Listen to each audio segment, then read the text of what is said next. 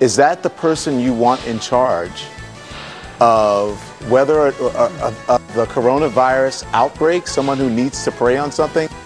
Welcome to this week's Wacky Moments of Liberal Expression. Every week I think, this cannot get any worse with the liberal media, but yeez. The media picked up the Democratic mantra of proclaiming that the coronavirus is coming for you. And of course, it's Trump's fault. Tonight, President Trump under pressure to show that he is in command of America's response to the growing international crisis. On Twitter, the president declaring the CDC and my administration are doing a great job of handling coronavirus. We have not had one death. Let's keep it that way. But on Capitol Hill, the Secretary of Health and Human Services with this warning. America's risk is low at the moment. That could change quickly. Democrats are frustrated. I believe that the administration's lack of coordination for the coronavirus response is on full display. We all know that. Sources telling us the president has been closely watching the diving Dow. The leftist media ignored the Dow when it was breaking record highs, but with the coronavirus it dropped. So naturally this week we get lots of Dow coverage. The president, who often takes personal credit when markets soar, is also seeking to reassure Americans about a diving Dow. Well, I really think the stock market is something I know a lot about. At the president's press conference, he brought in medical experts and said he was asking Vice President Mike Pence to handle the coronavirus task force. Well, CNN's Don Lemon shook his uniquely scented fingers at the administration for doing that because Pence has been known to pray before making decisions. Is that the person you want in charge of whether of the coronavirus outbreak, someone who needs to prey on something instead of looking at the science? I mean, come on, let's be real about it. Let's just be honest about that. That's the person you want to put in charge of this? Turning to God and asking for wisdom while making decisions. I mean, how could we have elected officials that do these things? Is that the person you want in charge of whether of the coronavirus outbreak, someone who needs to prey on something? While the leftist media attacks Pence because he prays, they're now starting to circle the wagons to protect Democratic presidential contender Bernie Sanders. On PBS this week, we were lectured, don't you dare call Bernie a socialist. And if it's Bernie Sanders, then the Democrats are going to have to sit there and decide how they own having a self-proclaimed socialist as the leader of their party. Look, I know you're going to use those words, but as you know, he calls himself a Democrat socialist. He's not a communist.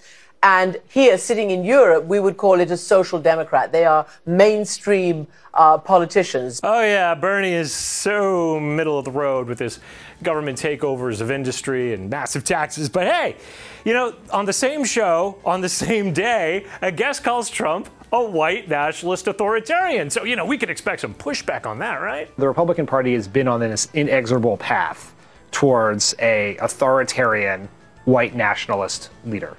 Like that is where we have been.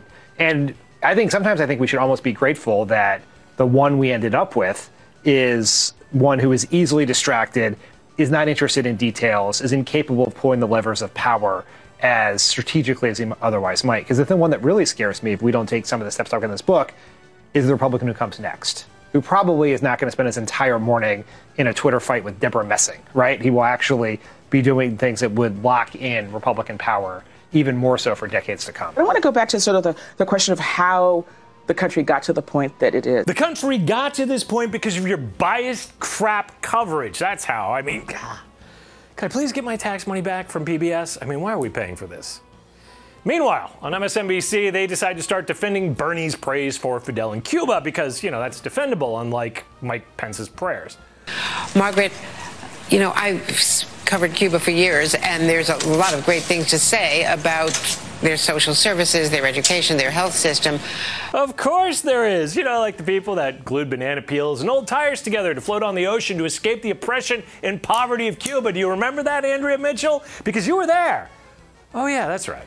When I first interviewed the communist revolutionary in Havana 12 years ago, his legacy with this younger generation of Cubans was already very much top of mind. His most important legacy?